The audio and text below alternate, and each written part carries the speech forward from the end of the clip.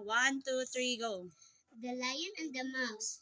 A lion was awakened from sleep by a mouse, running over his face. Rising up with anger, he caught the mouse and he was about to kill him. Then the mouse interrupted, saying, "If you would only spare my life, I would be sure to repay your kindness." The lion laughed and let him go.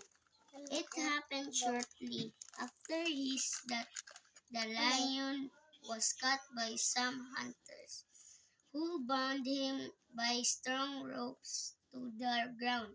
The mouse, recognizing the lion's roar, came and gained the rope with his teeth and set him free. The mouse then told the lion, "You ridiculed the idea that I would ever be able to help you. You didn't expect to receive from me any repayment for your favor.